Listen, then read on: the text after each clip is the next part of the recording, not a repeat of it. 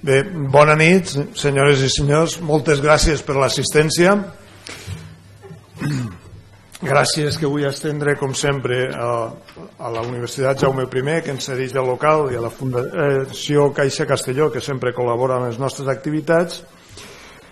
I avui anem a fer una conferència que porta per títol Un llistonar novedós al desert de les Palmes i serà impartida pel botànic Roberto Rosselló. En quedarà només una conferència per tancar el cicle d'Ateneu de Natura, la natura al teu abast, que serà el pròxim dijous, seguiment d'aus a Cintorres, a càrrec de l'ornitòleg Joan Castany. Voldria dir-los que la gent de Nemus estem especialment contents que els principals botànics del país habitualment trien la nostra revista per publicar. I en aquest últim número, per picar-los l'ullet, hem elegit per la portada un endemisme castellonenc, la Centaurea fabregati, aquesta carxofeta tan preciosa que tenen aquí davant, que du per nom, i en el seu honor, el del botànic Carles Fabregat, que és membre de la nostra associació i habitual conferencial que alguns de vostès ja hauran escoltat. És, a més, la Centaurea fabregati un element florístic important del nou llistonar que s'ha descrit. També s'ha escollit a la revista com a pòrtic del darrer número el quadre dels lliris de Vicent Van Gogh i hem tractat de divulgar les principals espècies de lliris mediterranis. No haurà de sorprendre, per tant, que presentem una conferència sobre botànica. Enguany també sobre botànica. I voldria dir que hi ha una manera més profunda i més complexa de parlar de vegetació que fer-ho de les espècies aïlladament. Vull dir que no és el mateix parlar d'un roure que fer-ho d'una roureda. Del primer enllestim descrivint metòdicament totes les seues característiques i requeriments, i si parlem de la roureda, parlem d'una comunitat més complexa, amb diversos membres interrelacionats i amb diverses dinàmiques temporals on aquesta associació es mou i lluita amb altres comunitats, amb equilibris dinàmics com tots els conjunts d'éssers vius. No res funciona tot sol.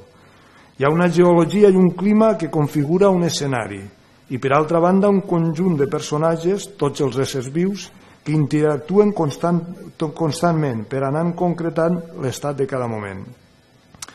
Recordo que de jove vaig llegir un llibre que es deia La fitosociologia del Brown Blanquet, que em va impressionar profundament. No vaig tornar a mirar la vegetació de la mateixa manera.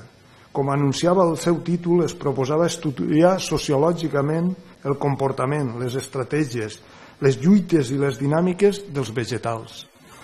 Una de les conclusions d'aquesta escola de Montpellier va ser el definir el concepte d'associació vegetal. Aquell conjunt d'espècies vegetals que conviuen interrelacionades i tenen unes particularitats concretes que les diferencia de la resta d'associacions. El conferenciant d'avui, junt amb altres col·legues, ha descrit una nova associació precisament al desert de les Palmes i ens ho vol explicar. Roberto Rosselló Jimeno va néixer a Borriana el 1952. És llicenciat en Biològiques per la Universitat de València i doctor en Biologia per aquesta mateixa universitat amb una tesi sobre la vegetació de l'Alt Millars. El seu treball és de catedràtic d'institut en l'especialitat de Ciències Naturals que ha exercit al llarg de tota la vida en diversos instituts de València i Borriana, professió de la qual està feliçment jubilat actualment. Ja sabran vostès quant grates en són a l'Ateneu de Natura les persones que es dediquen a la divulgació de les ciències naturals. De fet, és aquesta activitat la proposta bàsica de l'associació. Bé, es dona el cas que el senyor Rosselló, paral·lelament a la seva activitat docent, ha pogut dedicar-se intensament a la seva passió per la botànica tant en la vessant de la investigació com en el de la divulgació. Com a investigador, els seus treballs s'han centrat bàsicament en el camp de la fitosociologia que ens parlava d'és i la florística. Dins de la fitosociologia ha proposat fins a 15 associacions noves a més de 26 subassociacions, una classe i un ordre nou, sense comptar la que avui ens presentaran. Dins la florística ha descrit junt amb altres col·legues una quantitat remarcable de nous tàxons per a la ciència, entre ibèrics i nord-africans, un total de 20 espècies, 11 subespècies, 6 híbrids i altres 3 taxons subespecífics. Potser el gènere en què més ha treballat és Siderites, els rabos de gats. De les 20 espècies proposades en diversos gèneres podríem destacar els següents endemismes castellonencs: la Limonium hirtaensis, de la Serra d'Irta, òbviament, el Teucrium muleti, del desert de les Palmes i les Santes, dedicat al botànic castellonenc i una espècie integrant i característica també de la nova associació, la Hasione manzanetiana, dedicada al professor Manzanet, i també li van dedicar un altre rabo de gat al boticari botànic vilarrealenc Manuel Calduc Almela, la Sideritis calduqui. Esta que es va descriure en les terres de Toledo i part d'Extremadura. Hola.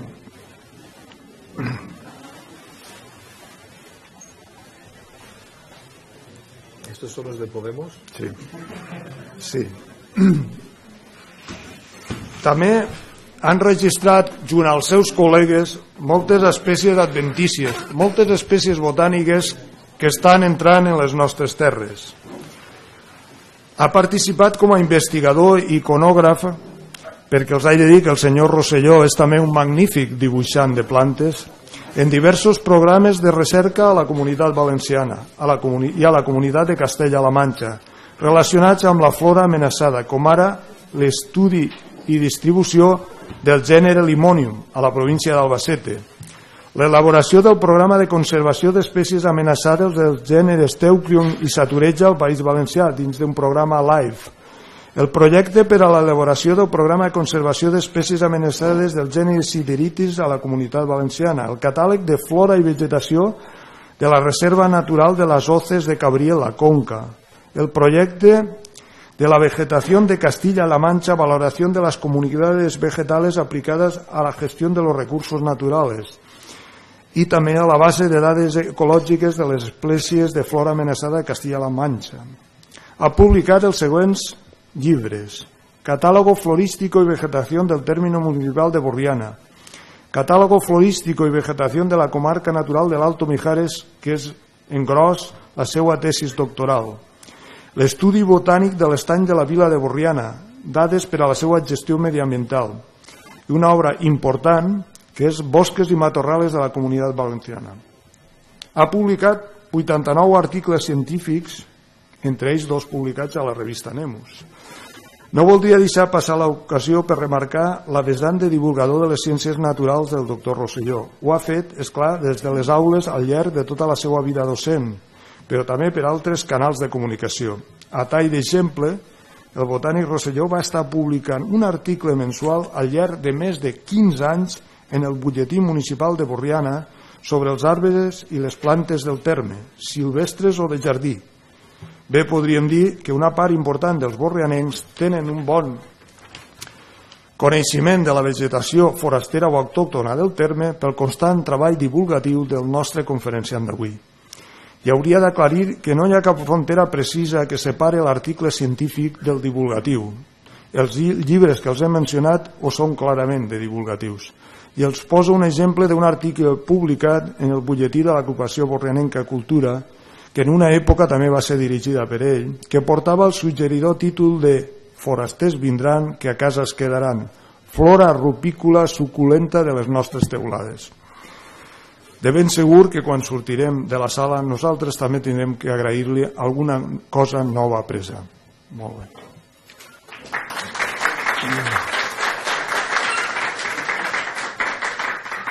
Moltes gràcies.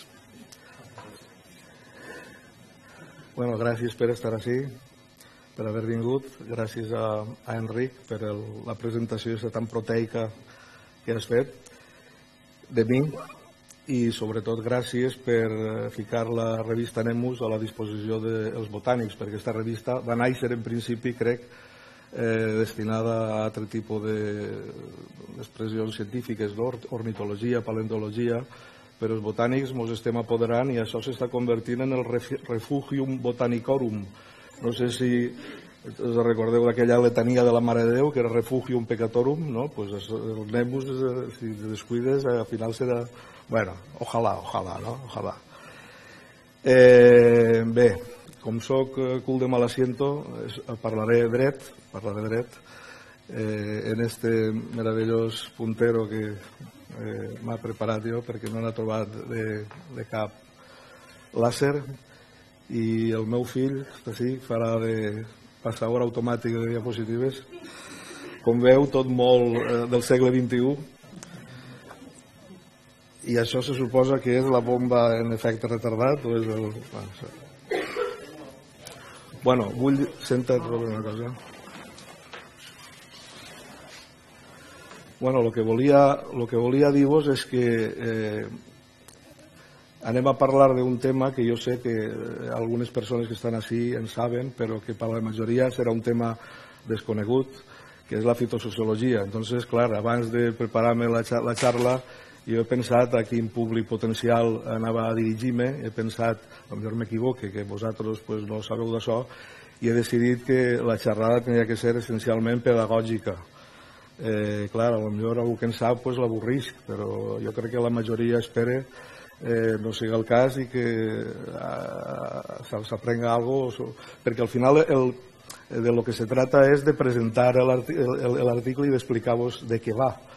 Però com és un llenguatge que potser vos resulta novedós, si no vaig poquet a poquet, sense donar per entès res, potser no ho entenem, perquè si jo potser us preguntara què és la vegetació, home, tots sabem el que és la vegetació. Home, clar, com no anem a saber el que és la vegetació, però probablement no molts encertaríeu a definir correctament el que és la vegetació, no? Bueno, doncs això. Este és el títol de l'article i els autors. Passa, això són les columbretes, com heu vist. Abans d'entrar en matèria, simplement volia comentar també que este article el que fa és una aportació al coneixement de la biodiversitat del desert de les Palmes i de les Antes. Perquè encara que la Serra d'Espadà i el desert de les Palmes estan molt junts, però separats pel Millars, diguem que això era com el ric i el pobre, no? Tota la vida, des del segle XIX, se coneixen endemismes i plantes rares úniques de la Serra d'Espadà, però, per exemple, fins fa pràcticament 8 anys, se dia que el desert de les Palmes no tenia endemismes propis, plantes pròpies, ni tenia sèries de vegetació pròpia. És un paratge de molt de valor sentimental, d'una preciositat indiscutible, etc., però sense riquesa, diguem, en biodiversitat i biològica, sense singularitats. Mentre que la Serra d'Espadà, millor, des del segle XIX ja en tenia, ja se coneixien plantes. Entonces, este treball modestament intenta aportar algo en aquest sentit. Passa. Bueno, anem a lo bàsic. Entonces, el títol parla de llistonar. Què és un llistonar? Un llistonar és una espècie de pastura o gespa, seria això que hi ha allí, formada per una herba que se diu llistó, que és esta que teniu així en la... Entonces el llistonar forma unes pastures seques, que així com la gespa és de praderies humides, el llistonar és de boscos de la Quercetea ilicis que diem, de carrascars, de sureres. És una planta que està en tot l'art mediterrani, que arriba prou endins, s'allunya prou de la mar, i forma aquestes pastures que se diuen llistonars, de manera que ja sabem què és un llistonar. Segueix. Llistonar és una paraula que designa una tipologia de vegetació, però també un paisatge. Les paraules vulgars que parlen de la vegetació estan relacionades també en el paisatge, perquè moltes vegades designen també un tipus de paisatge. Segueix, Robert. Bueno, així teniu un caramelet. A veure, en el llenguatge corrent hi ha moltes paraules que designen tipus de vegetació.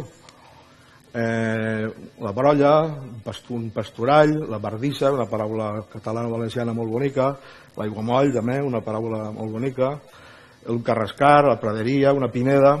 Moltes vegades el nom de la vegetació la dona, el nom vulgar parla, la dona aquella planta que domina. Si domina el pi, això serà una pineda, si domina el llistó serà un llistonar, si domina el gram serà un gramanal, etc. No? És a dir, que existeix no només un llenguatge científic per a la vegetació, sinó que també existeix, perdó, per a les plantes, no sé el que estic dient, que també existeix en definitiva un llenguatge vulgar per a la vegetació, per a formacions vegetals. Segueix. Us havia dit adés que n'hi hauria que especificar una sèrie de conceptes, per exemple, el de comunitat vegetal, vegetació i fitocinosis. Anem a veure. Imagineu un camp de tarongers, no? En un camp de tarongers n'hi ha arbres, n'hi ha males herbes, n'hi ha llambruixes, n'hi ha insectes, n'hi ha bitxos, tot i ser conjunt en ecologia és el que se diu ecosistema. Ecosistema és una cosa molt complexa de la que s'ocupa l'ecologia, ¿no? Entonces, si dice ecosistema, en este cas m'he referit al tarongerar, que és un ecosistema artificial, però val. Nosaltres separem la part vegetal, això és la vegetació. La vegetació és la part vegetal d'un ecosistema. En el cas d'un hort de tarongers, què seria la vegetació? Pues serien les plantes, serien els tarongers, seria el llixó, seria el rabanell, seria la magreta, seria això. I exclouríem les llambruixes, els caragols, els pardalets, el llaurador. Bé.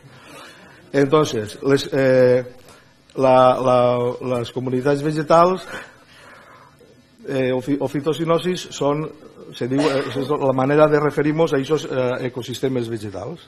Què és una fitocinosi? Pues una comunitat vegetal. És un detall interessant. Aquesta part vegetal de l'ecosistema està format per espècies distintes. D'acord? El taronger és una espècie distinta del rabanell. El rabanell és una espècie distinta de la magreta. D'acord? És a dir, que una comunitat és un concepte diferent del de població o poblament. D'acord?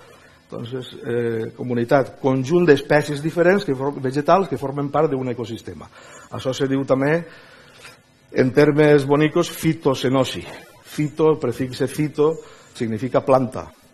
La botànica també se diu fitologia, alguns diuen fitologia. Fitos, planta. ¿Vale? Entonces, no sé si ha quedat clar, però seguim perquè se farà. Si jo vos preguntara per un treball, per el títol d'un treball com este aquí hacia baix, Calcida assegurar un nou gènere i espècie de mol·lusc fòssil, tots estaríem d'acord en que la paraula clau que defineix, o una paraula important clau que defineix aquest treball és la taxonomia. Si això va de taxonomia, no? Perquè estem parlant d'un animal nou, desconegut per la ciència, i se descriu aquest animal.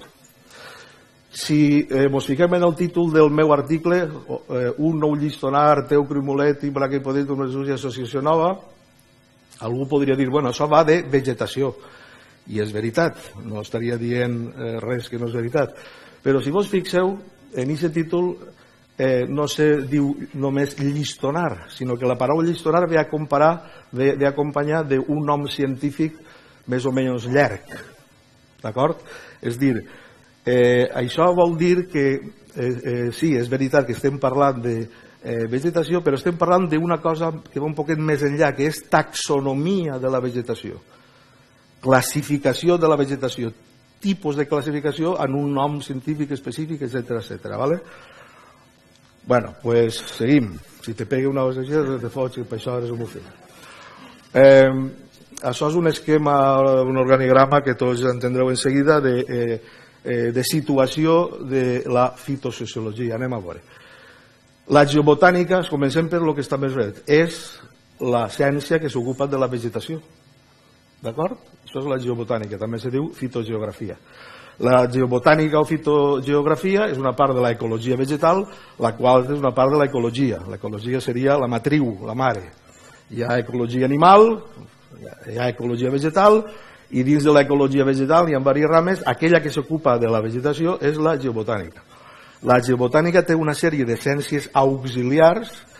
Una de les importants és la fitosociologia, de la que anem a parlar ara i de lo que trata el meu article, la fitosociologia. N'hi ha altres com la biogeografia, la bioclimatologia, la paleogeobotànica, Quan acabes de dir això s'ha fet demà, ja quasi. La successió iontogènica, bla, bla, bla, paraules un poc estranyes. Jo el que vull és que ens centrem en la paraula fitosociologia, perquè d'això va el tema. Segueix.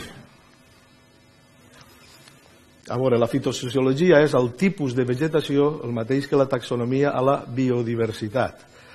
O dir d'una altra manera, si la taxonomia, és a dir, allò que fan els botànics i els zoòlegs quan classifiquen els animals, fan un estudi o taxonomia de la biodiversitat, la fitosociologia fa el mateix però de la vegetació.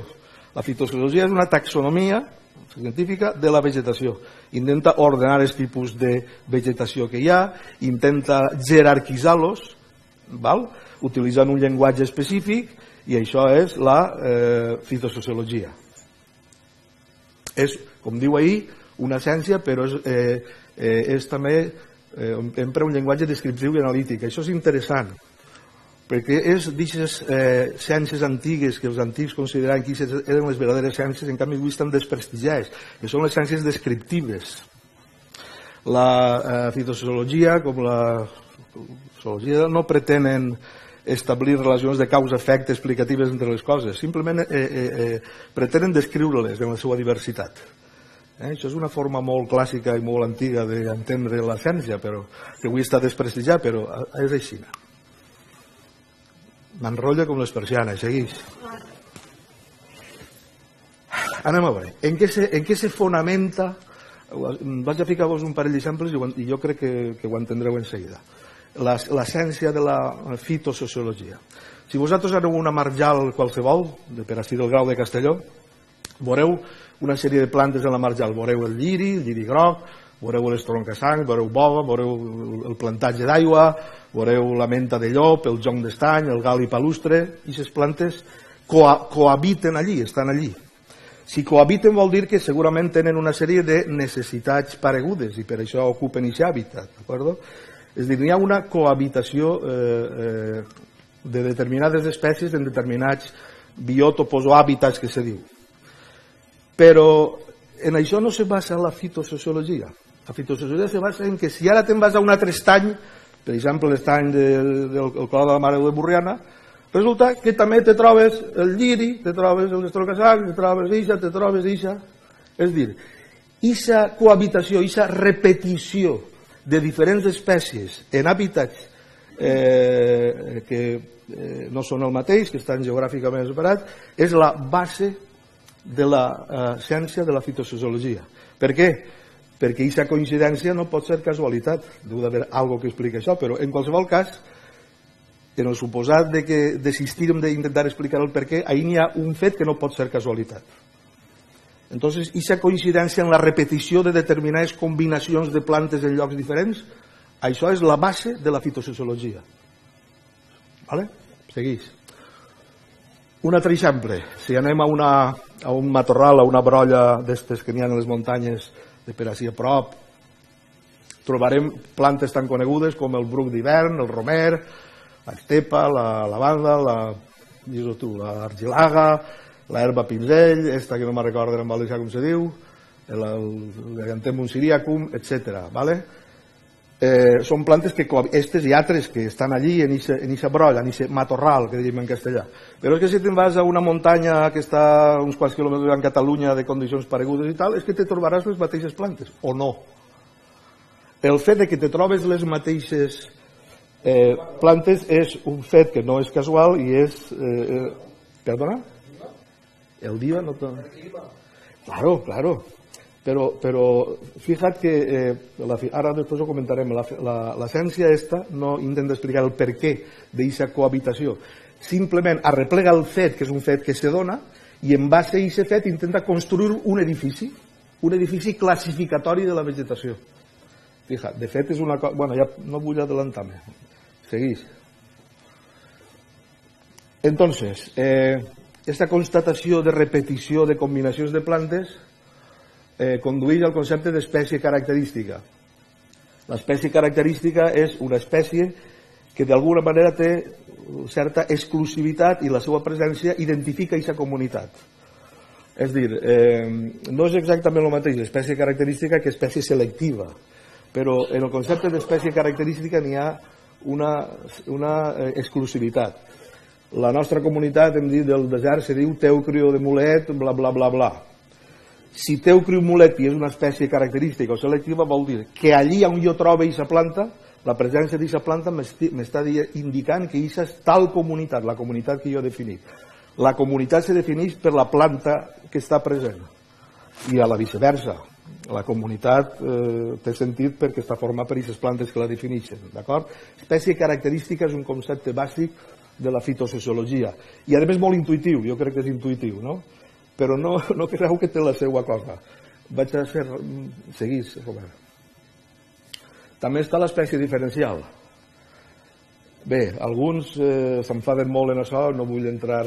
L'espècie diferencial també és exclusiva, però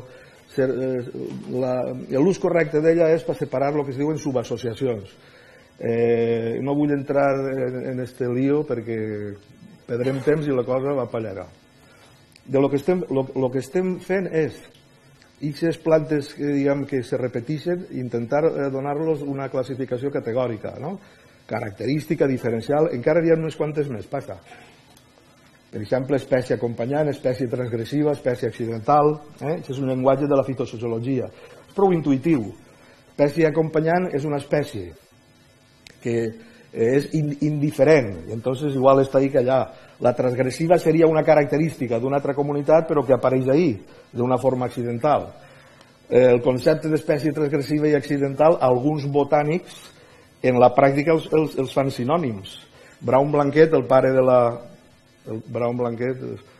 de la fitosociologia, va definir espècies accidentals com aquella present en molts pocs inventaris, però després veus que alguns botànics en la pràctica no apliquen aquest concepte, sinó que li diuen espècie accidental o el que en el fons és una espècie transgressiva segons la taxonomia clàssica, però bueno, és igual.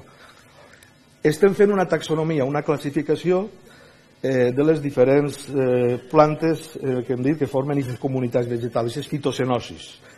I hem inventat els conceptes característica, diferencial, transgressiva, bla, bla, bla. Seguís. La fitosociologia se basa en l'estudi de les agrupacions naturals d'espècies. No estic dient res nou. D'un territori que era un xicotet. Atenció, això és fonamental. Per tant, no es pot fer fitosociologia si desconeixem la flora. Sempre es pot llogar un botànic que en sàpia perquè t'acompanya. Jo conec alguns, Ricardo, no me mire, alguns grans i reputats fitosociòlegs que duen darrere el botànic, que es diu això se diu així, això se diu així, i l'altra punta. Bé, no florística, no fitosociologia, lo siento. Vale. Es deduís que els avanços en el coneixement de la flora són indispensables per a poder avançar en fitosociologia. En el cas que ens ocupa avui tenim un exemple estupendo. Les espècies Centaure fabregati, la de la portada de la revista, i del Teucrium de mulet se coneixen des de fa pocs anys. La Centaure fabregati se va descriure en el 2008, el Teucrium de mulet en el 2011. Fins que els botànics taxònoms, els floristes, no han fet aquest treball fi de discernir això i inventar, entre cometes, aquesta nova planta, els fitosociòlegs que venen darrere no han pogut, en base a aquestes plantes que ara diem d'una altra manera, crear una nova comunitat. M'explique? És a dir, mentre tenien un altre nom, aquestes plantes no podíem inventar una nova associació, però en el moment que els botànics te diuen que això no és el que diem que era, això és una cosa diferent. Florísticament això està diferenciat. És una microespècie que té bla, bla, bla, característiques suficients com per rebre un nom diferent. A partir d'aquest moment pot vindre el fitosociòleg i dir, bueno, doncs entonces això, si reunís, a més d'aquestes condicions taxonòmiques, una altra sèrie de condicions, serveix com a espècie selectiva i diferencial i podem crear sobre això una nova comunitat. Estic pesat o...? És que jo comprenc que això és un poquet... Metodologia. Com funciona el fitosociòleg? Pues, igual que el paleontòleg busca fòssils i els estudia i els classifica, o el botànic arranca plantes i les herboritza, l'acció bàsica del fitosociòleg és agarrar una llibreta i fer un inventari de vegetació. Fa mostrejos de la natura i alça inventaris de vegetació. L'inventari és l'acte metodològic fonamental del fitosociòleg. Segueix. Així entrem en un altre punt conflictiu, perquè, clar, com inventariem la vegetació? Se trata de fer mostrejos. I com se fan mostrejos? Pues tu arribes a un lloc i entonces delimites una sèrie de parcel·les i anotes el que n'hi ha en aquestes parcel·les. Però, amics, ahí ve la gran crítica a la fitosociologia. Si tu, claro, anotes objectivament el que n'hi ha en aquesta parcel·la, però tu prèviament has triat la parcel·la. Luego, n'hi ha un acte subjectiu ahí que condiciona el resultat. Per què aquest metro quadrat l'has agarrat ahir i no l'has agarrat ahir? Perquè si l'agarres ahir és diferent. És a dir, aquesta és una pega important, no? Metodològica, que té a veure amb la subjectivitat i amb la credibilitat del mètode. Així se poden dir moltes coses. Primera, que n'hi ha maneres de fer mostrejos. És a dir, l'ideal seria, per evitar la subjectivitat, procurar no fer-ne un, sinó fer-ne diversos i fer-los a l'atzar. No fer el mostreig preferent, és a dir, fer ixe perquè ixe que jo estic parint dic que és el que val, sinó procurar distribuir l'acció de forma azarosa i no dirigida. Bé,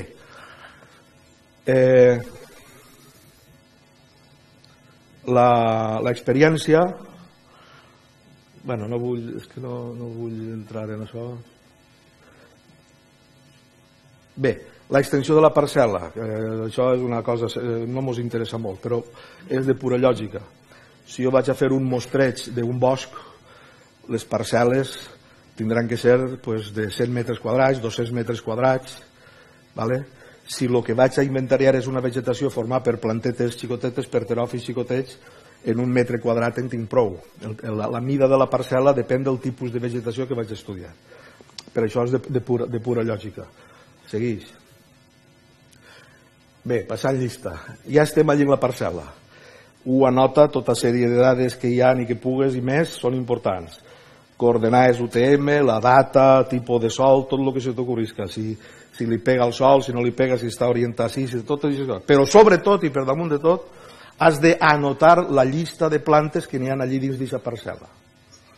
Per això vos dia que sense florística no n'hi ha vegetació.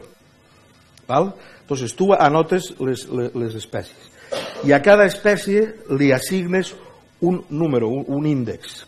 El més important és el que se diu l'índex d'abundància-dominància, que ens diu, diguem, la quantitat de planta que hi ha allí. Per exemple, l'índex 1 vol dir que n'hi ha menys d'un, que en aquest quadret n'hi ha menys d'un 5% d'aquesta planta.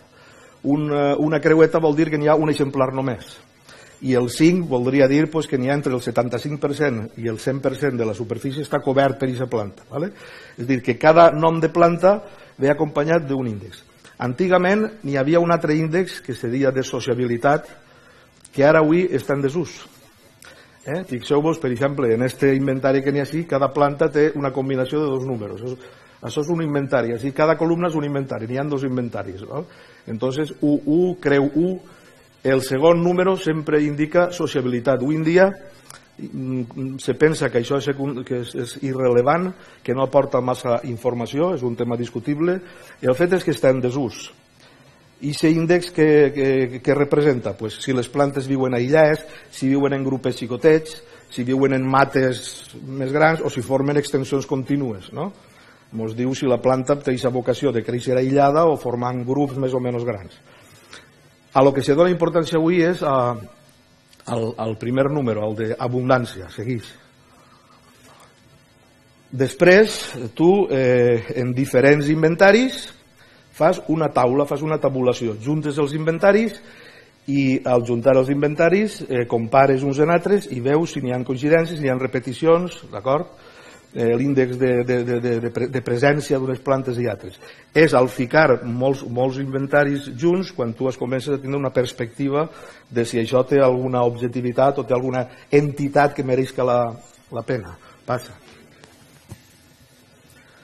Anem a suposar que quan has ficat aquests inventaris junts tens una combinació de plantes que no s'ha publicat abans. Té visos d'originalitat. Això què és?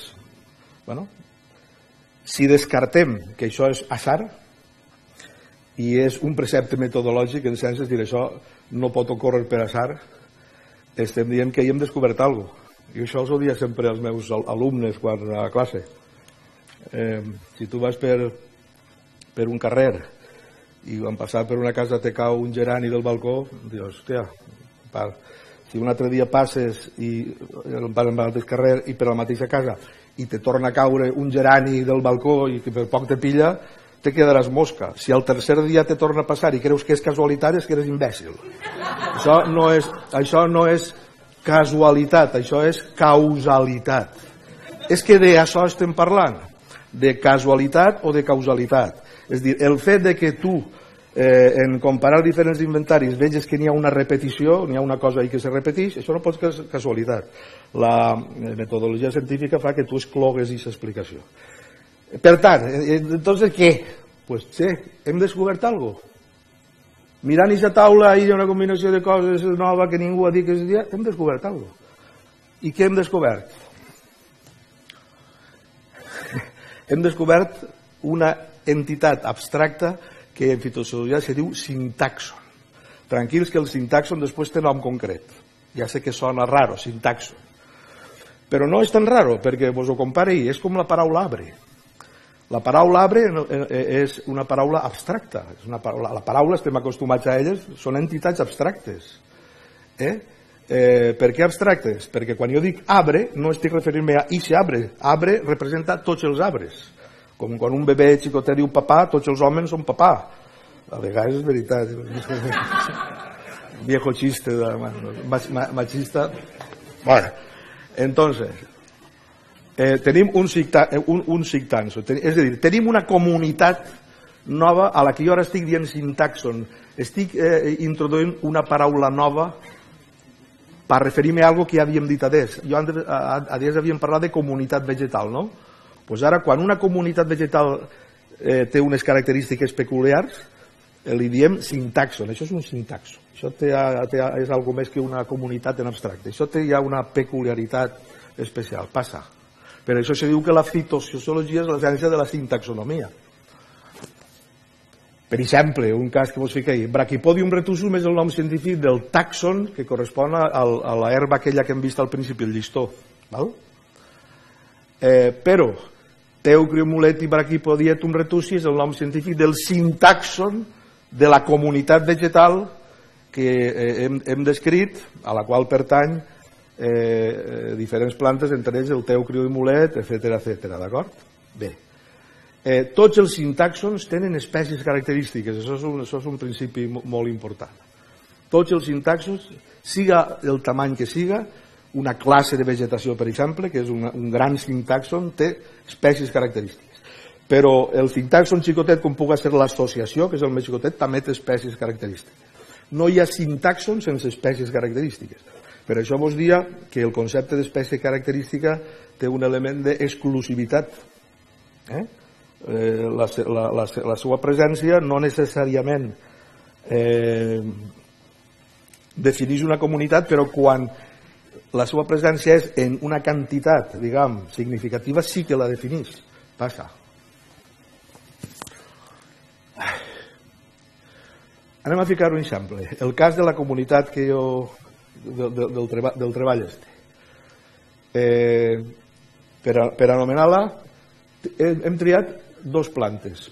Una que és dominant, que és el Brachypodium retusum, que és el nom científic, i l'espècie singular, l'espècie selectiva exclusiva, que és el Teucrium de mulet.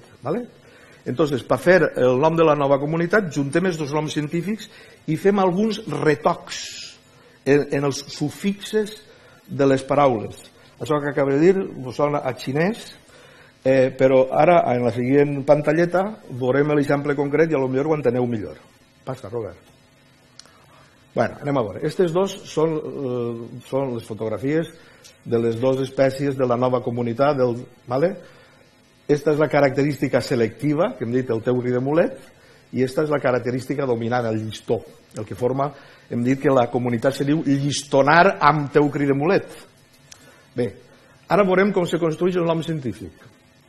El teucri de mulet és una planta que se diu Teucrium muleti, és el nom, el binomen botànic. I el llistó Bactripodium retusum. Va construir el nom de la comunitat i jo les juntes dos en un guió. Però no mantinc els sufixes.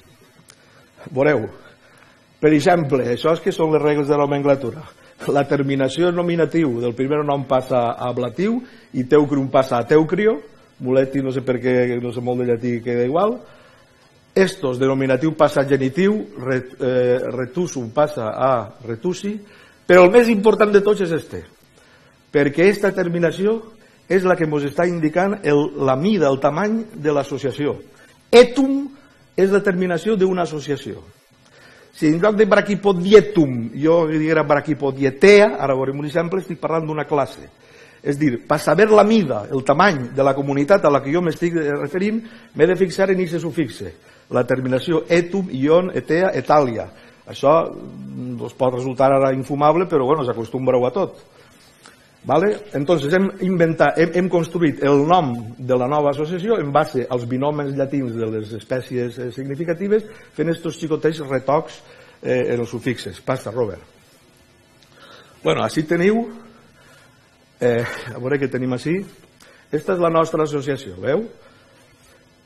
Aliança, ordre i classe són comunitats de major tamany, ara passarem a elles.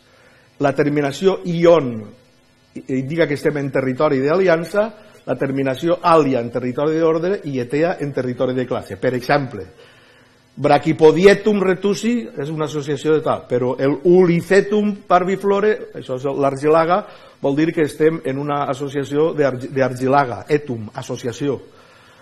Però si jo dic rosmarinion o rosmarino erición, el ion m'indica que estic parlant d'una aliança, és dir, així, lo xulo, lo que se us hauria de quedar, lo prioritari en això de la nomenclatura és que aquesta terminació etea, alia, ion i etum mos indica la mida de la comunitat. La xicoteta és l'associació etum. De fet, a vegades en la jerga he descrit una associació nova, he descrit un etum nou. Etum. Aquí se trata de que no t'entenga ni Déu, si no pareix que el que fas és més important. Però tot això és pur conveni, això ho va inventar Braun Blanquet. I per què és ion i no és ium? Pues perquè a aquest senyor li va eixir de sus partes i algú tenia que establir el criteri, la convenció, i en molt bon criteri, el senyor Josias Braun Blanquet va dir això. Seguís, Robert. Bueno, estem arribant a l'Equador. Us pareix molt poc. Si compreneu el que anem a dir, és que anem bé. La fitosociologia és una disciplina que forma part de la geobotànica i de l'ecologia vegetal. Jo miro les cares i veig que té per objectiu la descripció i la classificació de les comunitats vegetals o fitocenosis en base a la seva composició florística. Correcte? Ho enteneu? Cadascuna de les seues unitats de classificació s'anomena genèricament sintàxon, singularitzat per posseir un grup d'espècies característiques. Hem dit que sintàxon n'hi ha de diferents mides, ara parlarem d'això. La fitosociologia és la sintaxonomia de la vegetació. Si haguérem dit la fitosociologia és la taxonomia de la vegetació, tampoc haguera passat res. Vale? Més o menys tranquils, que ja quasi passa. Bueno, ja he ficat aquesta broma, però no n'hi ha ambigu ni... Això antes se ficava als cines. Això antes se ficava als cines. El selecto... Coses de picar. Allí al bar. L'ambigu, sí. Allí al bar feien coses de picar. No soc tan major, però... Jo soc molt cinèfil i m'agrada. No sabeu el que m'ha costat trobar aquesta diapositiva. Seguís. Seguim, entonces, sense refrigeri. Com de gran és un sintàxon? N'hi ha de xicotets i de grans, però l'important és que uns s'inclouen dins dels altres com les capes d'una ceba. Fica't l'exemple de les nines matriosques, també es val. Els xicotets estan dins dels més grans. Aquest concepte és important. Passa, Robert. Per exemple, això seria la ceba. L'associació dins de l'aliança, dins de l'ordre i dins de la classe. Anem a llegir al revés. Una classe de vegetació té diversos ordres, cadascú dels quals té diverses aliances, cadascú dels quals té diverses associacions. Si això ho duem a un exemple que ens és molt familiar i social i domèstic, ho entendrem millor, no? Un individu és part d'una família, d'un municipi, anava a dir un sindicat, però això era l'època de la província, de la regió i de l'estat. Ara llegim al revés. En un estat n'hi ha diferents comunitats autònomes, dins de cadascuna n'hi ha diferents províncies, dins de cada província n'hi ha diferents municipis, i dins de cada municipi n'hi ha diferents famílies, i dins de cada família n'hi ha diferents individus. És a dir, se tracta de conjunts que estan dins de conjunts, com les capes d'una ceba. Els sintaxos de la vegetació són així, s'inclouen uns altres. Els sintaxos de les plantes i dels animals, perdó, la taxonomia dels animals i les plantes és pareguda, només que canvien els noms dels sintaxons. El més xicotet és l'espècie, per davall està la subespècie i tot això, però per simplificar. Damunt està el gènere, damunt la família, damunt l'ordre, la classe, etc. De manera que una espècie pertany a un gènere pertany a una família, o al revés, en una família n'hi ha diferents gèneres, diferents espècies. Jo crec que la idea aquesta de les capes de ceba o de les matrius que s'agarra, no? Segueix. Bé, de totes aquests sintaxos o comunitats, el més important és precisament el més xicotet. Igual que a nivell social, el més important és la família o l'individu, indudablement. Alguns pensen així, altres potser no, pensen que és de l'Estat, però... En fitosociologia, el bàsic és l'associació. Entonces té una associació, té una definició, que és esta, bla, bla, bla. Segueix. Quina importància té l'associació en sociologia? Pues que és l'única realitat tangible. Per què? Perquè se basa en inventaris i se basa en el que se diuen individus d'associació. No sé, és com en el cas que havíem dit adés, que és el més real de tot allò de la família, del municipi, el sindicat, les persones. Són tangibles, és lo real, lo bàsic. Pues tota la fitosociologia està construïda sobre una realitat que se diu associació. Associació és lo bàsic. I l'associació, quin lligam en la realitat té? Pues que està basada en uns inventaris que els hem pres de la natura i per tant que encara que es diu inventari no és perquè se'ls hagi inventat ningú, sinó perquè estan... Que graciós soc. Inventariat, com no vos rieu, tinc que dir jo. Vale. És que aguantar-me este rotllo i això... Tingueu paciència. A veure. Vale. Primer nivell d'anàlisi de la vegetació és l'associació, és lo bàsic. Segueix, Robert. Bé, ara anem a ficar fotos de l'associació nova que proposem en el treball. Vos ha ficat ahí una foto, la foto està agafada ja entrat juliol i les espècies estan passades, estan agostades. No se veuen, però la veritat és que en la foto estan els elements més importants, el qual demostra allò que vos deia fa un moment, i és que l'associació és una cosa real, objectiva, tangible. Per exemple, en aquesta foto de vegetació apareix el teucrium de mulet, que està ahí, en fi, la foto és horrible. Així torna a aparèixer el llistó, que és el Brachypodium retusum, la centaura de Fabregati, que està també un poquet passar, el coscoll, la boja blanca, però bueno, tu pots fotografiar una associació, perquè és una cosa que se palpa, que se toca, passa. Perdó, fes marxa enrere. D'esta associació en concret que hem donat així, anem a repassar les espècies característiques, les característiques edàfiques, 3 o 4 característiques importants, però ja referides a aquest cas concret, a la nova associació que donem així en el treball. Segueix, prova. Bueno, així teniu la joia de la corona, el teucrium de mulet, teucrium muleti. No sé com explicar-vos aquesta cosa, si no la coneixeu, són unes labiades, són plantes molt modestes, molt discretes.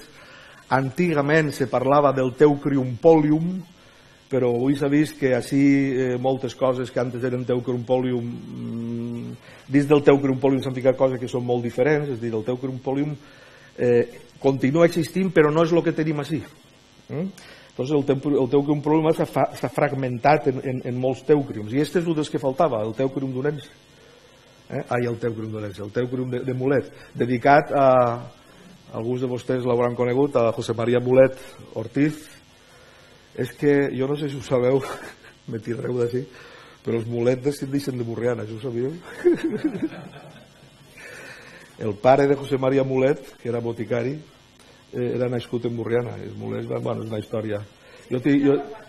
Sí, no, ese es Luis, ese es Luis, su padre, José María. Exacto. Pues mis queridos Mulet, tengo muy buen rollo con ellos, y bueno, José María era una persona entrañable y le dedicamos esa planta a él. Además él estaba muy vinculado, porque José María, aunque no era una persona, digamos, que tiene mucha producción botánica en cuanto a libros, pero sí que era un defensor apasionado de la naturaleza. Era un profesional, sabía transmitir y comunicar pasión en todo lo que hacía y y arrastraba gente. Eso es muy importante. Parla de la importància de la tasca divulgadora, i José María era fantàstic en això. Este és l'híbrid, és un creuament entre el teu cru de Mulet i un altre teu cru que n'hi ha en la base, en el zócalo del desert, que és més corrent i que se diu teu cru capitatum o teu cru valentinum, que és una altra història. Però bueno, se distingueix molt fàcil l'híbrid del teu cru de Mulet, perquè si vos fiqueu així, les cabotetes estan condensades al final, ¿vale? Mentre que en l'híbrid, si vos fiqueu, cada rama té diverses cabotetes, té una ramificació en diverses cabotetes diferents. Això és l'híbrid. Però fixeu-vos que tots creixen damunt de terra roja, els rodeen els espadars. Segueix. La centàurea de Fabregat és una planta preciosa. Pot estar Carlos content perquè li ha tocat una planta ben bonica, i a més, en l'última revisió de Flora Ibèrica, de Besa i companyia, reconeixen com un bon tàxon.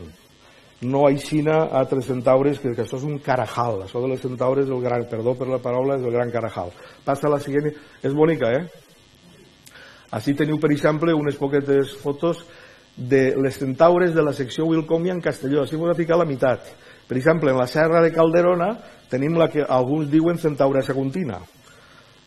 Així teniu la caboteta, que és estreta, prou cilíndrica, i en una diferència prou notable entre l'espina central i les espines laterals. Però és que en la serra Espadà tenim la centaura de Pau, la centaura Paui, que és blanquinosa en els lòbuls terminals de la fulla grans i rodons, en les flors de color púrpura fosc. Aquesta planta és coneguda de temps de Pau, del segle XIX, i la va dedicar a Pau nada más y nada menos que el botànic López, i després Wilcom, el gran botànic.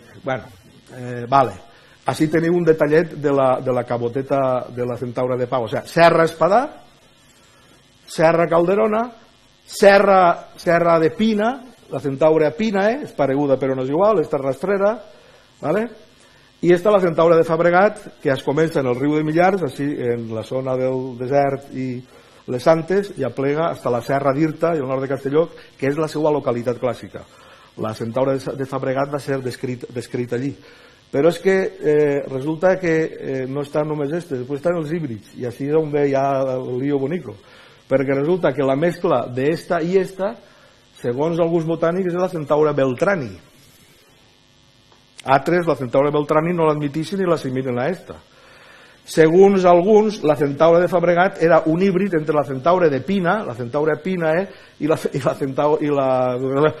centaura de Calderona, la centaura, ja no me'n recordo, saguntina, que li diuen ara. Entonces, l'híbrid, per exemple, entre la centaura de la Serra d'Espadà, ja m'estic fent un cacau que no és això, i la centaura Pina li han ficat Santae Barbarae, centaura por híbrid Santae Barbarae. Sabeu per què? Per el monte Santa Bàrbara de Pina, de la Serra Pina, la muntanya més important de la Serra Pina en Castelló. Entonces la van localitzar ahí i bueno, vull dir que la secció esta dins d'este grup és molt complexa, però des de luego la centaura de Fabregat probablement sobreviurà, perquè n'hi ha consens en la majoria dels botànics en que és un bon tàxon. O sigui que Carlos pot estar content. A més de que la planta és bonica, probablement sobreviurà. Jo no sé si vosaltres sobreviureu, però seguís. Bueno, una característica de la nostra comunitat és que viu sobre sòls esquelètics. Mireu, així teniu la comunitat, això és la comunitat, veu? La herba esta, això és el llistó. Després teniu per així, esta planta ara no està en flor, que és l'orella de llebre, el Phlomis lignitis, teniu per així, per exemple, el panical, l'Eryngium campestre, el Teucrium de mulet. Fixeu-vos que és una comunitat que creix damunt de sòls molt esclars, això és quasi pedra viva, no? Per cert, aquesta pedra roja tan característica de la serra, que són les arenisques del terciari, del Bunsenstein, amdinites, etc. És una planta que li agraden, que és una comunitat que li agraden els forats, i molt interessant també, quan hi ha un incendi, este llistonar, diguem, és una formació vegetal molt primocolonitzadora, s'escampa molt. I clar, això és important perquè el llistonar subjecta el sol i impedeix la seva degradació si n'hi ha després pluges violentes. El problema de l'incendi, sabeu tots, no és que un dels problemes principals no és la desaparició de les plantes, sinó és la desaparició de la protecció del sòl. Entonces, clar, esta comunitat que ràpidament, diguem, se reivindica i s'escampa, té aquesta funció importantíssima de... Però clar, és un llistonar, n'hi ha altres llistonars. El llistonar d'ací del desert i de la Serra de les Altes és diferent perquè té aquestes plantes diferents. Podem presumir, els castelloners, de tindre així un llistonar que no tenen de Tarragona o que no tenen d'Albacete, per exemple, que ningú més. Vale, segueix. Bueno, això és la... Quina hora és? Procuraré acabar en hora i mitja. Una cosa que defineix, si no clave algun xiste de vegant quan, vos moriu. Teniu paciència. Vaig a veure jo també.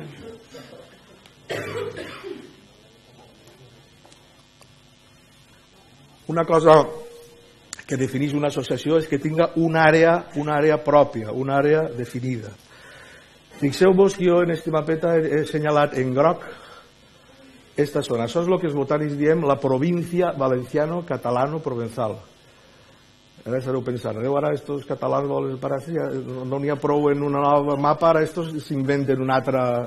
Bueno, esta taxonomia de la geografia està basada en l'existència de plantes comunes. Per què existeix una província florística? Perquè en tota aquesta zona n'hi ha plantes compartides que no n'hi ha en una altra província. Està clar? Bé, entonces, si agafem com a punt de referència la província, per dalt està la superprovíncia mediterrània, en aquest cas mediterràneo-ibero-llevantina, la Mediterrània occidental, la regió mediterrània i el regne holàrtic, és a dir, el nostre llistonar, el nostre modest llistonar pertany a la província valenciano-catalano-provençal. Fixeu-vos com la frontera passa de nació i fixeu-vos com tampoc coincideix ni en tota la comunitat valenciana, no toca per exemple Alacant ni Múrcia, ni tampoc a l'interior de València, ni a l'interior de Castelló, ni a l'interior de Tarragona, ni de Catalunya, d'acord? És a dir, que la delimitació geogràfica biogeogràfica que es diu no coincideix per a res de la geogràfica a l'ús. Entonces la nostra planta és una planta valenciano-tarraconense, castellonenca i baixmaestratenca. No sé si... com se diu? Maestratenca o maestratina? Està ben dit? Baixmaestratenca. Perquè d'existir al sud del Millars, el districte ja no és el baixmaestratenc, sinó el que es diu el districte espadano-planenc o planense. És a dir, la centàurea, la caboteta aquella de Pau, compartia tot en esta, excepte que era del districte al sud del Millars. Llavors ja que el Millars era una frontera molt important respecte de les necessitats en temperatura i pluja, pertany a lo que es diu termotipo termomediterrani i ombrotipo sec. Això vol dir que va haver allí on no fa massa fred, on no hi ha gelades i que les precipitacions mitjanes anuals són de l'ordre de 500-600 mil·límetres, bla, bla, bla. Però vull dir que n'hi ha una caracterització bioclimàtica i biogeogràfica d'aquesta comunitat. No se defineix una comunitat en fitosociologia si, a més de les espècies característiques, no dones aquest marc biogeogràfic i bioclimàtic que també la defineix. Això és important. Segueix, Robert. I, a més, l'últim, el que se diu la dinàmica. Anem a veure com vos expliqui això. Les associacions canvien en el temps. Les associacions canvien en el temps. Per què?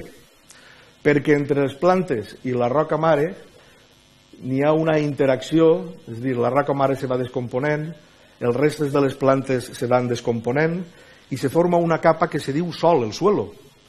Entonces, clar, la relació entre la vegetació i el sol és, tots enteneu intuïtivament que és fonamental. Per què? Pues perquè un sol profund pot admetre carrasques o sureres, però un sol d'un mil·límetre tu ja pots ficar ahí una bellota que no... És a dir, n'hi ha una relació evident entre l'espessor del sol, la profunditat del sol, i el tipus de vegetació que pot haver. Entonces, tu resulta que a lo millor en una zona tens una comunitat formada a lo millor per pedres i líquens que creixen allí.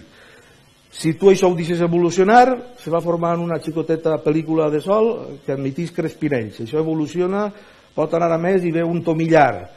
El tomillar a lo millor en el temps evoluciona o estepar se converteix en una brolla de romer o en una brolla d'un estepar i tal. La brolla de romer evoluciona i se converteix en un coscollar, en un palmitar, en una etapa ja preforestal i finalment el coscollar se converteix en un bosc. És a dir, que la idea, fixeu-vos, és que les associacions en el temps van canviant. Això té un tope o és infinit? No, té un tope. El tope se diu la comunitat clímax, que és el màxim que pot haver en una zona en funció del clima que n'hi ha i de les característiques del sol. Si compreneu el que he dit, n'hi ha així una progressió, però també pot haver una regressió. Imagineu que hi ha un incendi. I entonces desapareix el bosc i per culpa d'un incendi passem d'esta etapa madura a aquesta etapa inicial. Per això se parla de successions primàries i secundàries. Això que vos estic dient és el que se diu fitosociologia successional i ha sigut una, encara que vos puga aparèixer a aquestes hores de la xerra un rotllo, ha sigut revolucionari per a interpretar els paisatges, per a interpretar el paisatge. Així diguem que els geògrafs a la fitosociologia li han d'estar molt agraïts. El gran invent, per mi madre, de la fitosociologia és les successions o sigmètums que se diuen també. Per exemple, en el nostre cas, passa a diapositiva, això seria l'associació que hem descrit. I aquesta associació, si evoluciona, se converteix en una brolla, veu, en què n'hi ha argilagues, romers, estepes. Per exemple, una planta molt coneguda i molt típica del nostre desert és la cabeçuda o bofarull, en castellà se diu cantueso. Si vos fixeu, per així transitar encara seria possible. Ara podíem apartar, són mates altes, però és que això evoluciona una etapa en què la vegetació se fa molt atapeïda i ja és difícil caminar, tindríem que anar, que és quan abunda el coscoll forma ja o el llentiscle o el margalló, que és el que dona nom al desert de les Palmes. És a dir, estem ja en una etapa netament preforestal. Això, si evoluciona més, ja donaria un carrascal. Totes aquestes fotos són del desert. La veritat és que com està tot encremat és difícil trobar una foto d'un bon carrascal.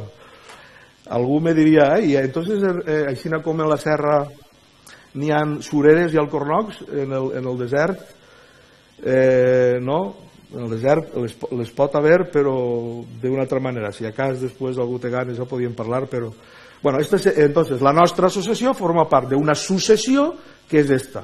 El dinamisme és esta, passa del llistó tal a esta comunitat concreta, a esta i aquella.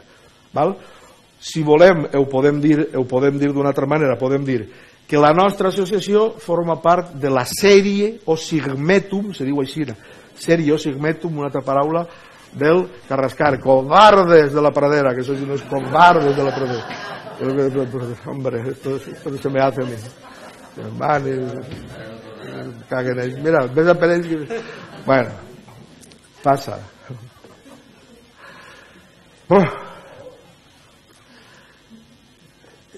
Vos jure que queda molt poquet ja. Però és que no puc evitar parlar de les coses que tinc que parlar. Me n'ha deixat moltíssim el sac, però per donar una imatge més o menys completa i tancar, que jo pretenia, tinc que parlar de tot això. No puc deixar-me en el tinter el geosigmètum. Geosigmètum és un invent estupendo de la fitosociologia moderna per a interpretar el paisatge. Què passa? Que en un paisatge, tu te situes davant d'un paisatge i en aquest paisatge no n'hi ha una successió o una comunitat, n'hi ha moltes que pertanyen a una sèrie o a altres sèries de vegetació, i entonces aquest concepte de sèrie de vegetació que cohabiten una altra i que en la naturalesa estan tocant-se unes en altres, ens ajuda a interpretar el paisatge i probablement per mi l'aportació més xula de la fitosociologia és això. El concepte de geosèrie oxiomedu és una eina meravellosa per a la interpretació del paisatge vegetal i de la vegetació. Passa, Robert. Jo dic ahir, clar, igual que tu en una plaça major d'un poble trobes persones, però no tots de la mateixa edat, hi ha majors, joves, a més de persones estan els coloms, estan els gossos, estan els arbres del jardí, n'hi ha diferents. Tu en un paisatge, quan te situes davant d'un paisatge, tu veus molta diversitat de coses. Com ho interpretem això? Si tenim en compte el concepte de successió, això ens va ajudar un muntó. Per què? Pues perquè a lo millor moltes coses que aparentment i de fet són diferents estan formant part d'una successió. Vull dir, igual que un xiquet recent nascut, una persona de mitjana edat i un abuelo no són coses diferents, sinó són el mateix, però en diferents moments, i aquest concepte trasladat a la natura ens ajuda a entendre el paisatge. I aquesta diversitat inabordable, si apliquem el concepte de sèrie de vegetació, és a dir, de canvi o evolució de les associacions en el temps, ens ajuda molt a interpretar el paisatge. L'invent de la sèrie de vegetació és genial. Bueno, segueix. Així vos ha ficat un exemple de sèrie de vegetació, en aquest cas en l'estany de la vila, en el Clot de Borriana. Vos ha dibuixat ahir el que seria una cadena de vegetació que va des de l'estany, això seria el marge, això seria el camí lateral, així n'hi ha un hort de tarongers, etc. Bueno, entonces, aquest dibuix representa un paisatge. Hauria pogut ficar una foto, però en la foto no és tan bonico. El dibuix ens ajuda a expressar millor la diversitat. Jo puc, per exemple, estudiar aquest paisatge intentant identificar les associacions que n'hi ha ahí. És una manera d'analitzar-lo. A veure quines associacions n'hi ha ahí. Doncs mira, tot el que està numerat de l'1 fins al 16 són associacions. Totes tenen nom. No vaig avorrir-vos i us vaig dir, me les sé. Bé, però això no és tan important a l'hora d'interpretar el paisatge. Vosaltres sabeu què és el verdaderament important? Que si foren capaços d'agrupar aquestes diferents associacions com a part d'una sèrie de vegetació. La pregunta és, ahir n'hi ha 16 associacions, però quantes sèries de vegetació n'hi ha? Pues, analitzant les coses com són, resulta que n'hi ha 3 sèries de vegetació. L'olmeda, l'albereda i la salzeda.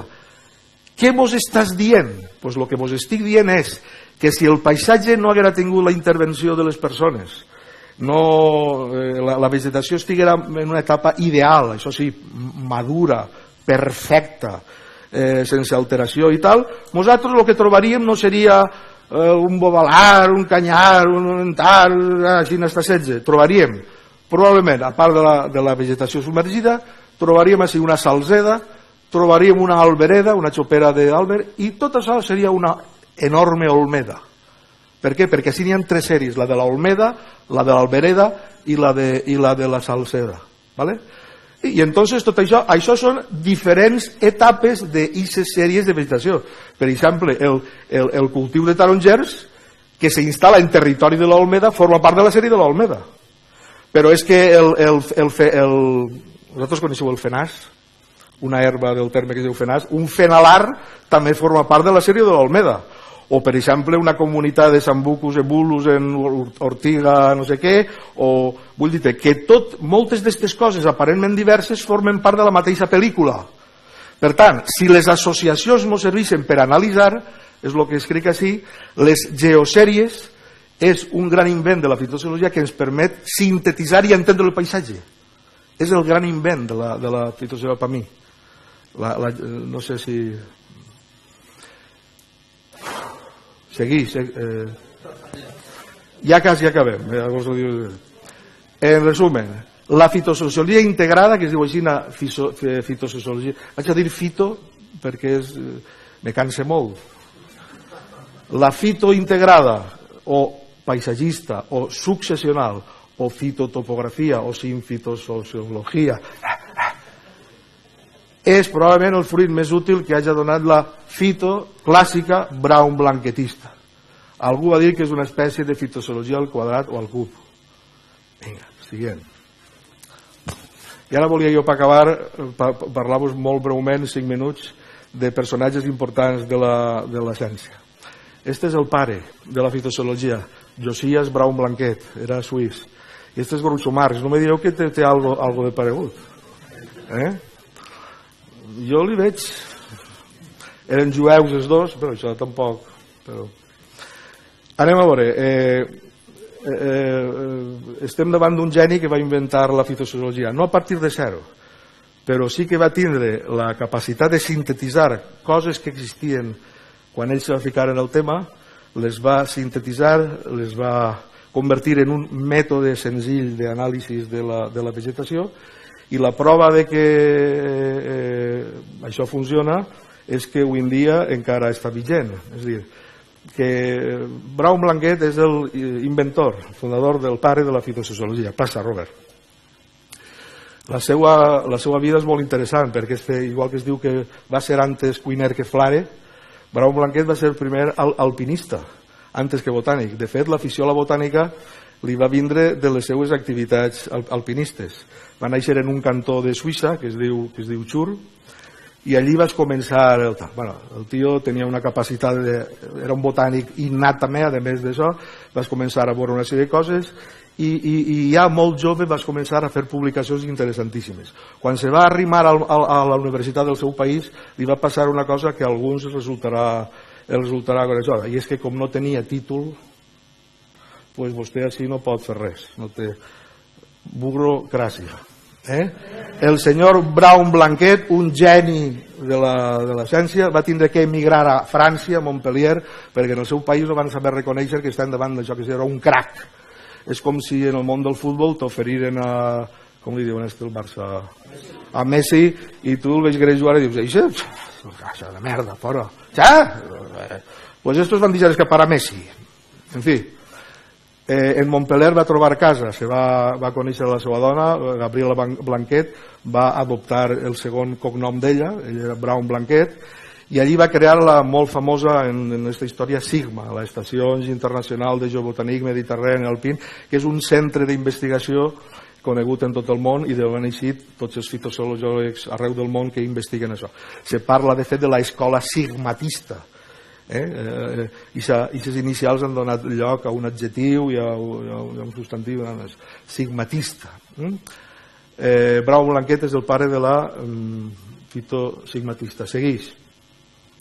Aneu a veure, antes de la guerra va entrar en contacte amb botànics catalans. La fitosociologia va entrar a la península Ibèrica per Catalunya. Catalunya té aquesta ubicació geogràfica ideal allà al Pirineu i per això el català sol ser tan progre i tant d'això, progressista, ho dic en admiració, perquè totes les corrents innovadores que venen de Centroeuropa entren per allí, són els primers. Entonces, l'home de Braun Blanquet en Catalunya volia que fora Don Pío Fonquer. Alguns dels que el coneixereu perquè en la guerra va estar represaliat i com no tenia res que fer per guanyar-se la vida va escriure llibres. I un d'ells es convertir en el crac, en el llibre imprescindible de la etnobotànica que se diu El Dioscòrides Renovado. No sé si el coneixeu, el Dioscòrides Renovado. Bueno, pues Braun Blanquet Pío Fonquer era un geni.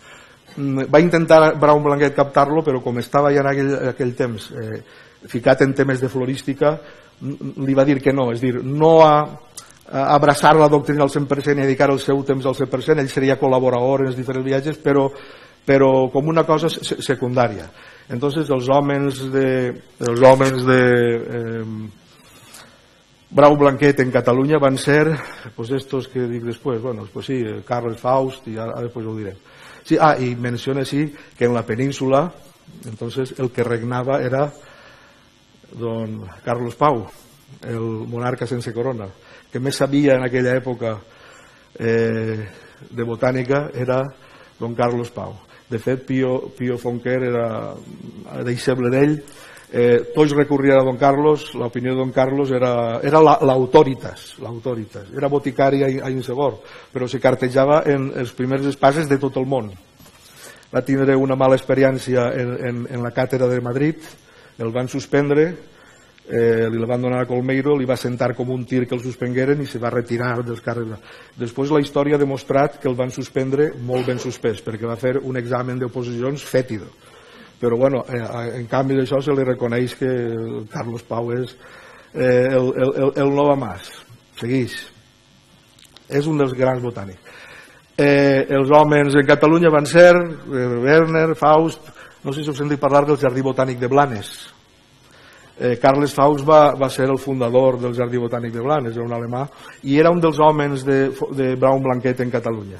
Bueno, el que després més ha fet ha sigut, o més ha deixat, ha seguit la seqüela, ha sigut Oriol de Bolòs, i aquest és l'alumne d'Oriol de Bolòs, Josep Vigo i Bonada, que va baixar així a Castelló i va escriure l'estudi botànic aquell que ens ha servit a molts de model, l'estudi del massís, la vegetació i flora del massís de Penyagolosa.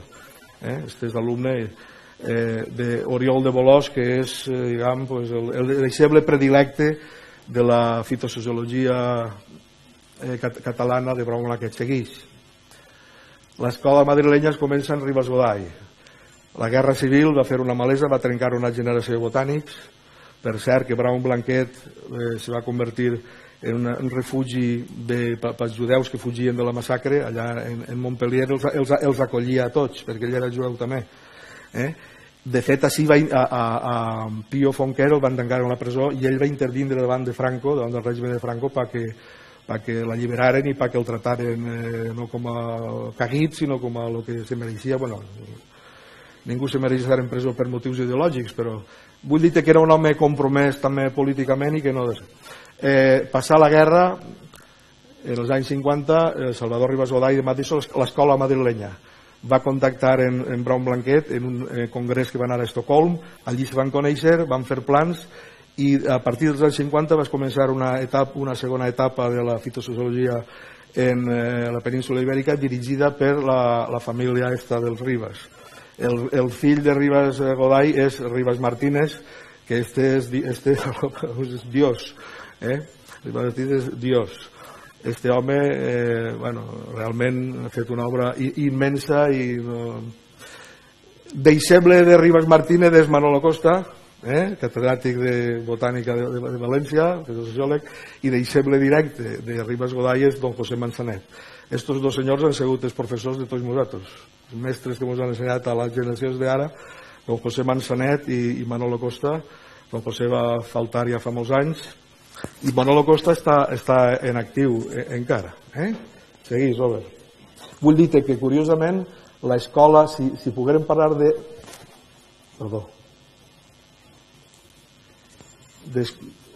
d'escola valenciana, l'escola valenciana ve de Madrid, no de Barcelona.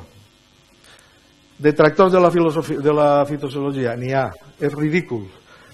Tota la política d'hàbitats d'interès de la comunitat europea està basada en la fitosociologia. Malgrat això, n'hi ha qui li pareix que això de la fitosociologia és una caguerà. Bé, l'ús per tots. Passem. Per exemple, una pega que se li fica a la fitosociologia és que només s'ocupa de veure combinacions de plantes però que no li interessa el per què i el com. Bueno, però és que això, jo us dic, és com si a un especialista del renyó li tirares encara que vostè del cor no sap res. Vostè sobre el cor ni puta idea, vostè... Home, un florista sap... Un florista que s'ocupa de la taxonomia de les flors no té per què saber fisiologia vegetal ni ser un entès en fotosíntesi. Vull dir, a cadascú el seu. Entonces, és veritat que el fitosociòleg no entra en els perquès ni en les relacions de les coses, simplement, diguem, observa unes coincidències i les classifica, les agrupa, però sense entrar en els perquès. No és veritat del tot que la fitosociologia se clave a uns supositoris de l'ecologia, Això no és veritat. I la prova és el que vos ha dit Adés, que per definir comunitats n'hi ha que parlar de l'hàbitat. Tu no pots definir correctament una associació si no fas una descripció mínimament acceptable de l'hàbitat, de la biogeografia, de la bioclimatologia. És a dir, tot és ben rebut. Ara, la base de la fitosociologia és la florística. Per què? Pues perquè la fitosociologia és una disciplina descriptiva i si entrem ja en altres territoris pues són altres disciplines, però això no desdiu d'ella. Passa com a Vàlia. Per exemple, se critica que n'hi ha gent que fa moltes propostes i ara les canvia com vol. Home, per favor, això també passa en taxonomia. N'hi ha que tindre en compte que la fitosociologia és una ciència que s'està construint i com s'està construint és normal que s'estiguen refent les coses contínuament. I aquesta sensació d'arenes movedisses que dic jo la desacredita. Després un altre tema que no es val a dir és que els tècnics forestals i la fitosociologia se duen fatal. Aquest és un tema molt interessant. Vosaltres sabeu que fa anys la gestió ja acaba, estic patint, no ho puc evitar, però de veritat que va de remat. Fins fa poc la gestió de la natura era cosa dels forestals. És com els caçadors, antes no hi havia caçadors, no? Només n'hi havia caçadors, no n'hi havia biòlegs ni ecologistes que se preocuparen.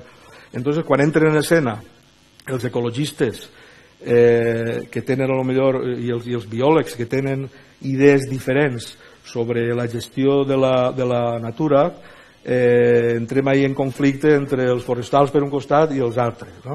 És que damunt resulta que la fitosociologia resulta que no va ajudar a l'entente entre uns i altres, sinó que va ficar més llenya al foc, perquè la fitosociologia avui estan canviant les coses. Sempre Ricardo ho sap, sempre ha despreciat els pins que són diols pels forestals i en motius, perquè els pins tenen magnífiques virtuts ecològiques. En canvi, el pi pel fitosociòleg és com una cosa que està ahí, que no, si no estiguera és igual.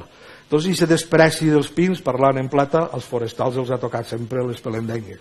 Avui en dia les coses, des del món forestal sempre es veuen mal. I tot el que diuen, però al final, torno a repetir-ho, les directives europees de protecció, bla, bla, bla, utilitzen el llenguatge de la fitosociologia. Ha guanyat la batalleta a la fitosociologia, mal que els pese a qui els pese. I les discrepàncies són normals. Penúltima. Esta sí que és l'última d'això. La prova, dic jo, de que la fitosociologia és una ciència és que té algo que se li exige a tota ciència, i és que tingui capacitat predictiva. Antes us ficava l'exemple del gerani, aquell que li caia al cap. Si jo he explicat correctament el que passa,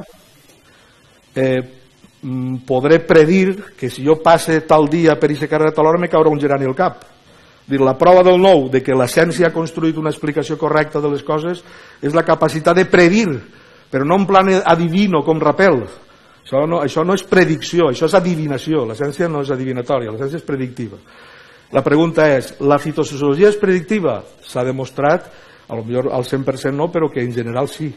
Per exemple, a partir d'un camp abandonat de males herbes, la fitosociologia, mirant les comunitats de males herbes, te diu, si això ho deixes evolucionar, ahir al final apareixerà un bosc de, jo què sé, d'albers o de lo que siga. Ho deixes evolucionar i, efectivament, vol dir que aplicant el principi de les sèries de vegetació, has predit que això potencialment és una albereda i si ho deixes evolucionar se converteix en albereda. Per tant, té capacitat predictiva, funciona, el concepte de sèrie de vegetació funciona. I per fi, quan busques una espècie vegetal, quan busques una planta en la natura, què te dona a tu la pista de que vas per bon camí o de que estàs fent l'idiota? Això ho saben molt bé els buscadors de bolets. Buscadors de bolets saben que la presència de determinades plantes és indicadora de que ahí poden haver-ne. Per què? Perquè n'hi ha una associació entre els bolets i els d'això. Saps que l'esclata-sangs o el rovelló n'hi ha que buscar-lo en una pineda que tinga bla, bla, bla, bla. Bueno, pues això és entendre la natura, això és entendre-la. Pues l'ecologia vegetal fa això. És a dir, tu saps que ahir n'hi ha vull dir-te, aplicant el cas nostre, si jo vaig per ahir pel monte en els ulls tancats, en un mocadoret, i un me diu, mira, hem trobat una planta que és el teucre de mulet, doncs jo en els ulls tancats li diré, si caminem més trobaràs una altra que serà la Centaur de Fabregat. Camina, mira, sí, que havies estat així? No, no havia estat, però és que funciona, té capacitat predictiva. Passa.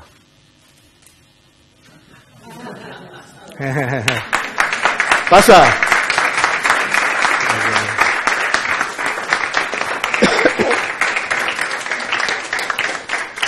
No ha sigut fàcil una exposició tan densa de tantes coses, perquè sempre he tingut por d'avorrir-vos o de cansar-vos excessivament. L'atenció no se pot mantindre molt de temps seguida, però bueno, he procurat. Estic a la vostra disposició si encara teniu humor de... Tres preguntetes limitades i també li limitaré el temps de resposta.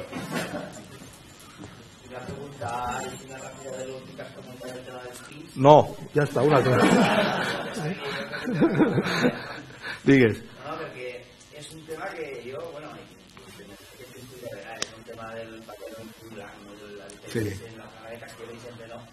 En realitat hi ha potencialitat per a un clima diferent, que no sigui el del punt blanc. I després, això que no hi ha clímax de pins, el Pio Roig no és un clímax de... És que sí que n'hi ha clímax de pins. El que passa que la fitogeografia admiteix aquest clímax de pins en determinades pinedes i normalment en el que se diuen edafosèries, és a dir, sèries de vegetació que estan limitades en el seu desenvolupament per algun factor, per exemple el tipus de sol. Però des de luego el pi, la pineda, el que passa és que constitueix una comunitat que en si mateixa no és comunitat madura, però sí que és una etapa serial d'algo que si se deixa de desenvolupar aplega més lluny.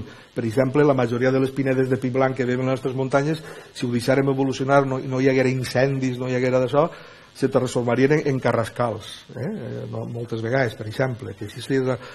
Però és que lo dels forestals és que és molt... Lo de la fitosociologia i els pins és molt punyetero, és que ni això admiteixen a vegades.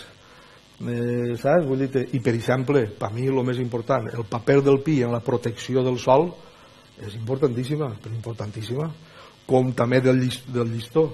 De fet, la conselleria va haver fa uns anys que va descobrir, com a gran invent després dels incendis, plantar llistó, tirar llavor de llistó en el cos d'això, perquè el llistó ràpidament, doncs el pi té aquesta funció primocolonitzadora. La prova és que el pi, igual que altres coníferes, és una de les plantes predilectes dels bonsaieros. És a dir, que el puteges, li talles les fulles, li fas veure el telediari tots els dies i ella hi aguanta, no se mor. Una planta tan resistent no pot ser una planta trivial en la natura. Al revés, el nostre senyor va ficar ahí per algo.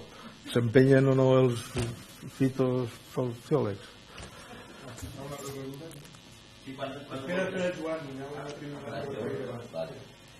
Me dono compte que la majoria de les coses són jeràrquiques i piramidals, no? En el quadre biogeogràfic, bioclimatològic. La meva pregunta és, la comunitat o el grup d'una espècie pot excluir o fer no evolucionar a altres espècies? O sigui, la comunitat... Bueno... No, si tu te dones compte, el concepte de geosèrie és precisament el contrari. Estem parlant de cohabitació de plantes diferents, de sèries diferents, en funció de que hi ha hàbitats diferents, però que en la natura estan tocant-se. Tu quan veus un paisatge, aquest paisatge té molts matisos. No és el mateix la vessant solellà d'una muntanya que la vessant no solellà. El fons d'un vall que una...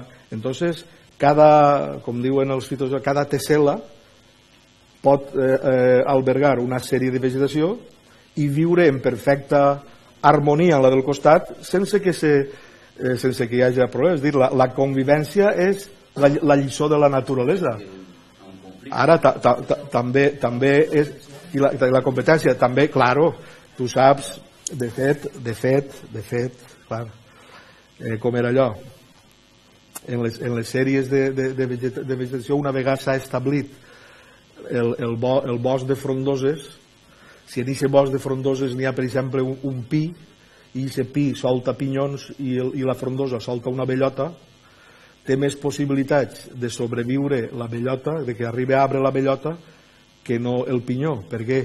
Perquè la carrasca o el roure pot viure en unes condicions lumíniques que són impossibles pel pi, que és una planta molt més lluminosa. És a dir, mentre efectivament hi ha també interaccions d'ixes restrictives. Mentre estigui al bosc de quercines, el bosc de pins o de coníferes a lo millor quedarà regat. Però tu imagina't que ara se crema el bosc de quercines, se degrada el sòl perquè n'hi ha pluges torrencials, el sòl s'empobreix, ahir és quan el pi no té competència en la carrasca. Per què? Pues perquè té tot el sòl que vol que li agrada ell, pot créixer damunt d'una pedra, com els bonsais. Clar, totes aquestes relacions d'interacció se donen a la natura. A vegades són excloents, a vegades se reforcen, efectivament. Sí. Digues. Sí. Quan ho vau descobrir? Per exemple, nosaltres... Sí. I com va estar el muntatge a part humana? Pues... Sí, digues.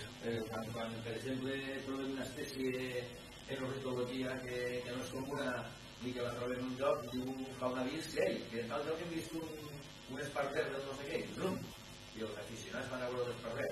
O en no sé quantos de Morella han trobat un erissó en paleontologia, ja que anem a veure l'erissó, d'acord?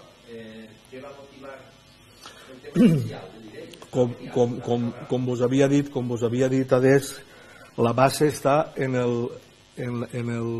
l'acceptació de que estàvem davant de dos noves espècies molt importants, que probablement no siguin les últimes, però això està per veure.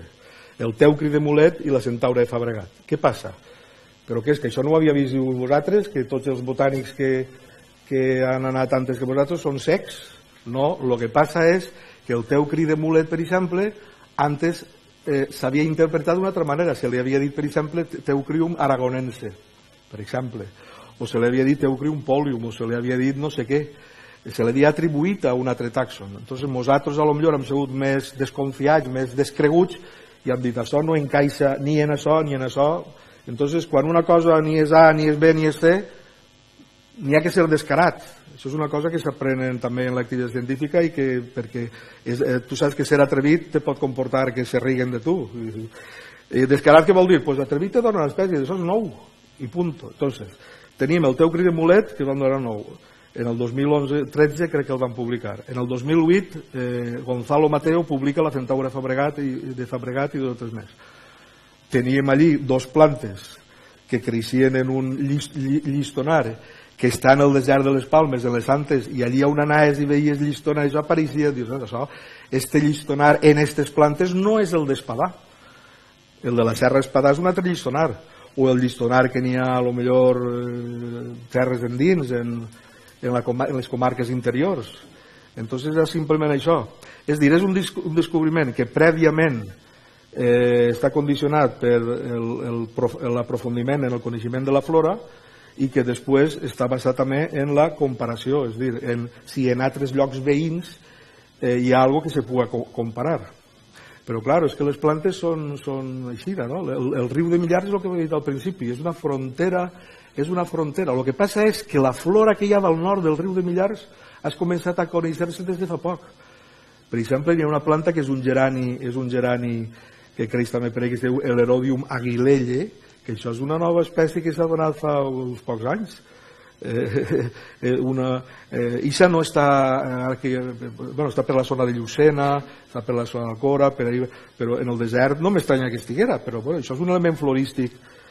El que vos he dit, la planta de la centaura de Fabregat, com se li dia abans? Pues se li dia, per exemple, Centaure apaui. Durant molts anys la gent ha cregut que la centaure de la Serra d'Espadà era esta d'ací. Entonces, quan tu fes observacions, la veies i dius, la centaure de Pau, la mateixa de... Hasta que ha vingut després uns altres i han sigut un poquet més fins, i val la pena dir-ho, que tampoc se trata de que els altres siguin tontos en absolut. M'estic enrotllant amb les persianes, no sé si ha contestat el que m'has dit. Hi ha una etapa prèvia de coneixement florístic, d'aprofundiment al coneixement florístic, i a partir d'ahir la fitosociologia quasi que ve per la seva naturalesa. Jo crec que poden eixir-ne més encara, que la flora de tota aquesta zona no ha sigut estudiada com Déu mana. Bueno, com Déu mana sí, però que vull dir que no és un tema tancat, que queda, afortunadament, no n'hi ha mai res que... I això és una altra, i l'altra, com vosaltres sabeu que teniu formació científica, potser tot això que hem dit no val per res, perquè després heu vist que tot això és una fal·làcia i que aquestes espècies no valen per res, i per tant l'associació nova que hem donat de nova no té res. No, sí que val sempre. Fins i tot quan tot ho canvia i tot altera, sempre va. El treball científic és així, un fa i l'altre li va corregint, millorant, ampliant. Sempre val. Tu com a taxònom, el que dius és, jo he vist així una cosa que crec que és diferent. És diferent per això i per allò. El nom és lo de menys. L'estatus és lo de menys. Però el fet de fixar l'atenció sobre una cosa que és diferent per esta i aquella raó és la faena, crec jo, del taxònom. De fet, els taxònoms no descobreixen plantes, proposem, el que fem són propostes, jo crec que això, els que venen darrere, igual en paleontologia, igual en ornitologia, igual en tota la ciència, tu proposes coses, però és que això és una de les faenes del científic. Si tots diem el que ha dit el que ve darrere, al final qui té raó? El temps. Passen 50 anys i d'ací 50 anys ja parlarem. A lo millor resulta que hem estat encertats i a lo millor resulta que hem dit una bobà. Jo no vull passar així per ningún genio ni nada que se le parezca. Molt bé, anem a acabar. Moltes gràcies. Anem a acabar perquè si no bàsicament mos tiraran, perquè a menys quart mos tiren. I s'anava per mi. No.